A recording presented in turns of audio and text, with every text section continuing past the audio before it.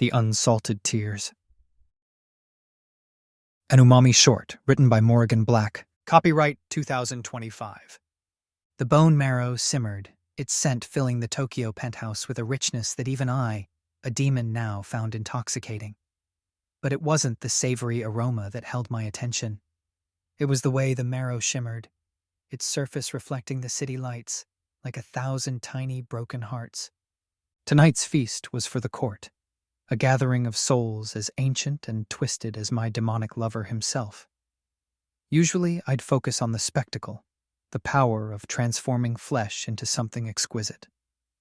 But tonight, I was chasing a different kind of flavor, the bittersweet ache of what I had left behind. "You're unusually quiet," he murmured from behind me, his voice like smoke and velvet. His touch, as always, sent a jolt through my skin, a reminder that even after centuries, he could still ignite a fire within me. I'd long since given up pretending I didn't crave that burn. I dipped a spoon into the marrow, the liquid coating it like molten gold. "Just trying to honor the past," I said, turning to face him. He stood there, a masterpiece in human skin, those scarlet eyes studying me with a familiar mix of lust and something else, an intensity that made my chest ache despite the lack of a physical heart. "Nostalgia is a dangerous flavor, my love. Best left to mortals." He moved closer, his presence electric, forcing me to meet his gaze. "What has you so troubled? Are the memories of your old life finally catching up?" I swirled the spoon in the marrow, the liquid reflecting my own changed form. "It's my old lover," I admitted, the name a ghost on my tongue. "I keep remembering how he used to taste, like herbs and sandalwood, and hope." I could still feel the phantom warmth of his gentle touch, the weight of his love, a love I had destroyed.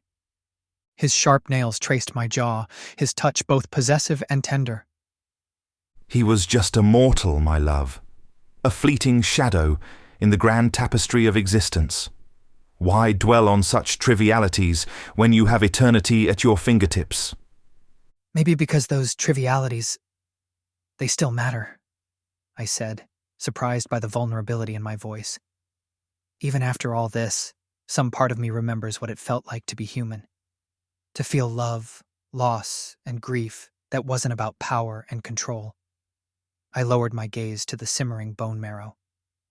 "It's also unsalted."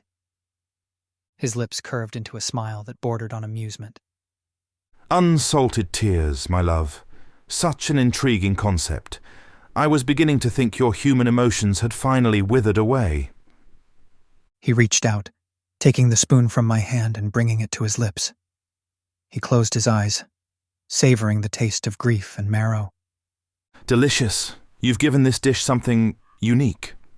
"It's not about power or control," I said, watching his every movement. He seemed to relish the pain, the exquisite ache of what I'd made. "It's about remembering, even the things that hurt."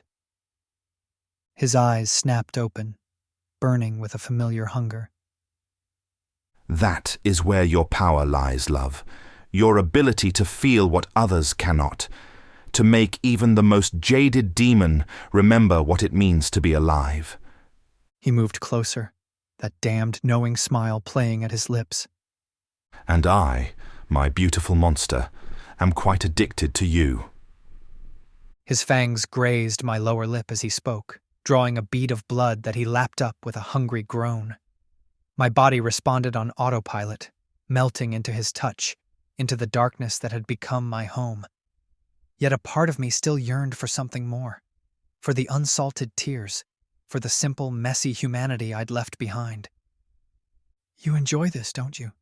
I asked, my voice barely a whisper, watching me struggle with the remnants of my human heart. "I enjoy all of you, my sweet."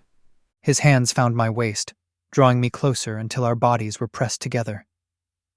"But I admit, this new flavor is particularly compelling." He leaned in, his breath ghosting across my skin. "Do you think you can keep it? this fragile human part of you even after eternity, or will it eventually wither away, leaving only the demon behind? His words were a challenge, a test. And deep down, I knew that was what he wanted.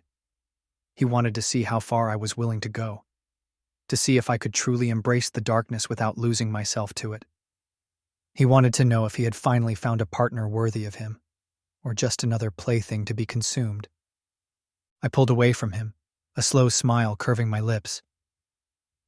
Maybe that's something we'll just have to discover together.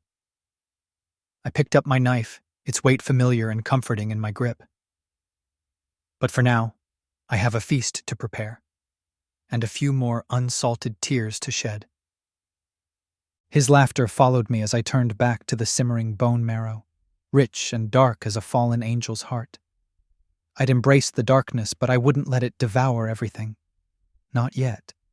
Because in the end, even monsters had to remember what it was like to feel something real, even if it tasted like salt and bone and a love lost to the abyss.